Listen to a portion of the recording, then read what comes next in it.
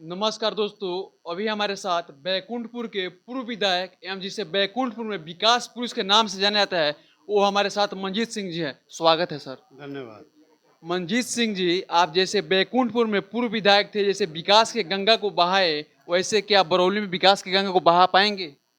निश्चित रूप से निश्चित रूप से बरौली का भी विकास होगा। बरौली के को भी विकास के मुख्य धारा से जोड़ेंगे और बहुत सारे काम बरौली विधानसभा क्षेत्र में भी हुए हैं और बहुत कुछ होना बाकी भी है। जो बचे हुए काम हैं उस काम को हम पूरा करेंगे।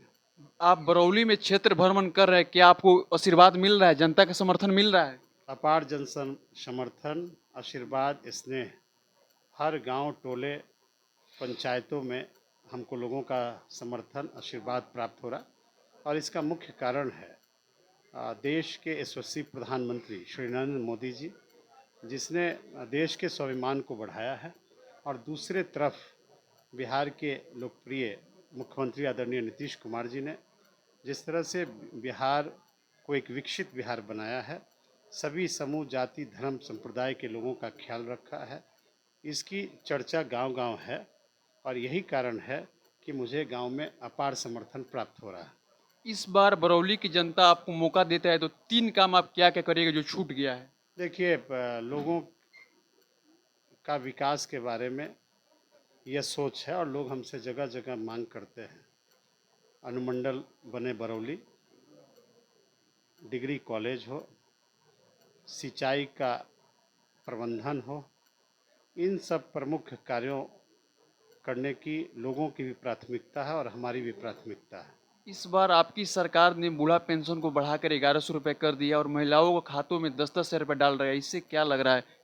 नहीं नहीं, नीतीश कुमार जी वृद्ध हों, विधवा हों, विकलांग हों, दिव्यांग हो, उन्होंने सबका ख्याल रखा है और जो 400 की पेंशन की राशि है उन्होंने 1100 बढ़ाया और बिहार के लगभग 1 करोड़ 13 लाख जो वृद्धा अवस्था में हैं, जो विधवा हैं, जो विकलांग हैं, दिव्यांग हैं, उनको उनके खाते में 1 करोड़ 13 लाख लोगों के खाते में पेंशन की राशि 1100 के रूप में उन्होंने भेजा है। इसके अलावा नीतीश कुमार जी का चिंता विद्युत विपत्र को लेकर था। उन्होंने 125 यूनिट तक जो बिजली का उपयोग करते थे, वैसे लोगों की संख्या 1 करोड़ 68 लाख है बिहार के अंदर। उन्होंने 125 यूनिट बिजली फ्री किया है। इसके अलावा जीविका दीदी समूह और विशेषकर महिलाओं के हाथों में रोज़गार देने के लिए उन्होंने 10-10 हज़ार रुपया दिया है और रोज़गार को आगे बढ़ाने के लिए 2-2 लाख रुपया हमारी सरकार और देगी और वो पैसे लौटाने नहीं हैं। विपक्ष के लोग जो हैं दिग्भ्रमित करने की कोशिश कर रहे हैं कि कैसे जीविका दीदी के समूह को हम कुछ कहकर कि 10,000 रुपये लौटाने हैं, दिग्भ्रमित कर रहे हैं।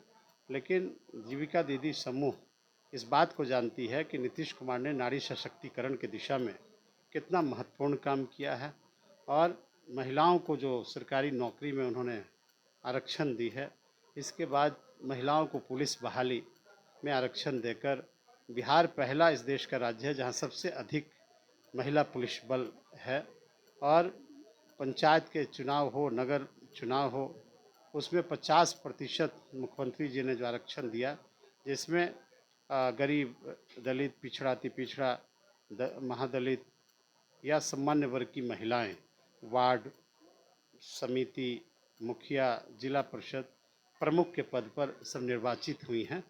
तो एक बड़ा काम महिलाओं को आगे बढ़ाने के लिए नीतीश कुमार जी ने किया है।